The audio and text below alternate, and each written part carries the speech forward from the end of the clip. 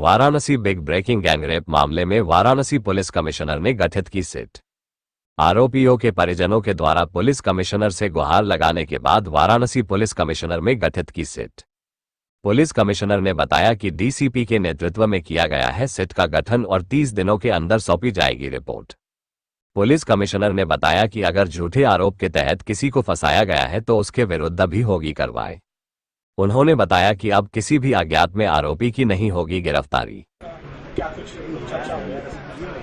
देखिए, लालपुर पांडेपुर थाना क्षेत्र में 6 तारीख को एक एफआईआर लिखी गई थी, जिसमें एक 19 वर्षीय लड़की के द्वारा 29 तारीख से 3 तारीख के मध्य में अलग अलग दिनों में अलग अलग मित्रों और उनके सहयोगियों के द्वारा गलत कार्य करने की एफआईआर दर्ज कराई गई थी। उस मुकदमे में अब तक 14 लोग पुलिस ने लड़की के बयान और के आधार पर और अन्य एविडेंस के आधार पर अब तक जेल भेजा था। आज जो लोग इस मुकदमे में नामजद थे या जिन लोगों को के नाम प्रकाश में लाए गए हैं, उनके परिजन और तमाम समाज सेवी संगठनों से जुड़े हुए लोग यहाँ पर मेरे कार्यालय आए थे और एक ज्ञापन दिया है, जिसमें उन्होंने तरह तरह की इस तरह की एविडेंस दी है, जिससे ये प्रूव हो रहा है कि 29 मार्च से और 4 को जब वो बरामद हुई है, इस मध्य वो लड़की स्वतः इंस्टाग्राम पर अपने वीडियो अपलोड की है। इस दौरान वो विभिन्न घाटों पर प्रसन्न चित्त मुद्रा में घूमते हुए दिखाई पड़ रही है। एक वीडियो में वो लड़की अपने 2 दोस्तों के साथ अपनी मर्जी से घूमती हुई दिख रही है मोटरसाइकिल पे। सर, ये वो वही वीडियो है क्या जो कॉन्टिनेंटल कैफे के नीचे का बताया जा रहा है? ये अब ये जांच का बिंदु है, ये वीडियो कहाँ के हैं और कौन से वीडियो हैं।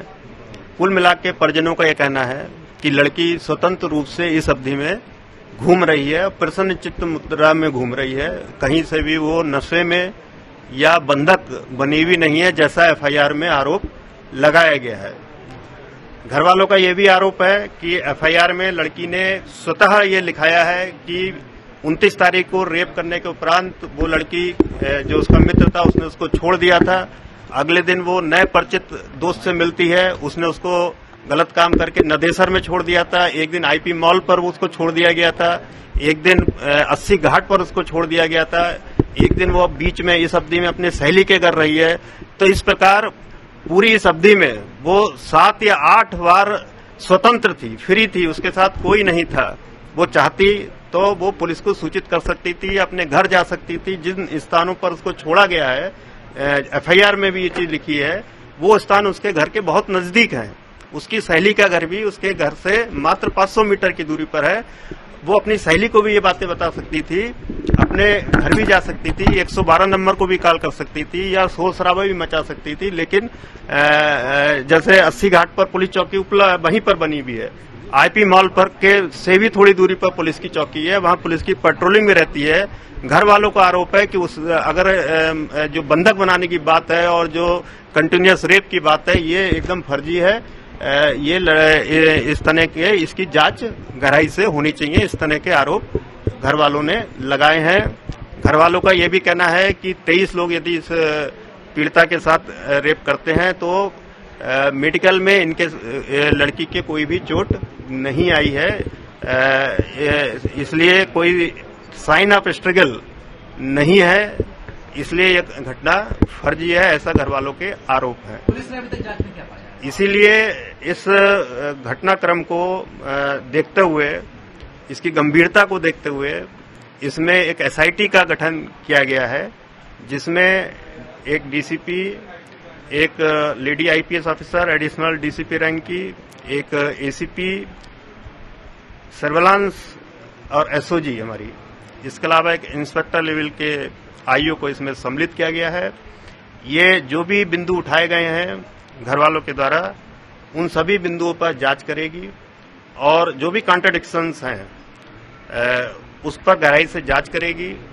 जो वीडियोज दिए गए हैं, जो इंस्टाग्राम पोस्ट दिए गए हैं, जो चैटिंग दी गई है, एक जिसमें लड़की स्वतः कह रही है कि मैं कैफे पहुंच रही हूं अपने मित्र से चैट करके कह रही है और बाद में उसी पर रेप का आरोप लगा रही है। 2 अप्रैल का वो चैटिंग है, उसकी भी पुलिस जांच करेगी सत्यता की। और अभी एक महिला ने ये भी बताया इस दौरान वो ईद की सिमई खाने भी उसके घर पहुंची है। 1 या कोई 2 तारीख बताया है महिला ने, जिस अवधि में वो अपने को बंधक बता रही है। तो इन सभी बिंदुओं की गहराई से पुलिस जांच करेगी और ये सुनिश्चित करेगी कि सबके साथ न्याय हो, लड़की के साथ भी न्याय हो और कोई निर्दोष व्यक्ति भी जेल न जाए। सर, अगर पुलिस को गुमराह किया जाता है जो फैब्रिकेटेड तरीके से एविडेंस वगैरह इस तरह से क्रिएट करके, तो क्या जो इस तरह की हरकत कर रहा है उनके विरुद्ध भी कार्रवाई हो सकती है अगर दोषी पाया जाता है प्रथम दृष्टया? देखिए, घर वालों का आरोप है कि इस परिवार ने 12 लोगों को इस एफआईआर में नामजद किया, किंतु बाद में 3 लोगों से, जैसा उनका कहना है कि कुछ लोभ प्राप्त करके कोर्ट में 3 लोगों का नाम लेने से मना कर दिया। इसी प्रकार इन्होंने आरोप लगाया है कि इनसे भी विभिन्न स्रोतों से पैसे की मांग की जा रही है। इस बिंदु पर भी एसआईटी जांच करेगी। यदि कहीं एक्सटॉर्शन रैकेट के तहत ये एफआईआर लिखाई गई है लोगों को ब्लैकमेल करने के लिए, तो निश्चित रूप से जो लड़की, जो भी लोग इसमें सम्मिलित हैं, चाहे उसके पेरेंट्स हों, चाहे उसके मित्र लोग हों, चाहे कोई रैकेट हो इसके पीछे, उन पर अगर इसके एविडेंस मिलेगी इस तरह की, अभी ये केवल आरोप है, एविडेंस मिलने पर निश्चित रूप से ऐसे लोगों पर भी कार्रवाई की जाएगी। सवाल और भी हो रहा था कि जैसे तरह तरह के रैकेट की बात आ रही थी, जो एक्यूज को और भी ज्यादा इस पे गुनाहगार साबित कर रहे थे, सेक्स रैकेट, ड्रग्स रैकेट, तो इस और लगातार आपकी लोग की तरफ से हुक्का बार वगैरह पे कार्रवाई भी लगातार ड्राइव जारी है, तो क्या लग रहा है अभी इस दिशा में कुछ अभी मिल पाया है?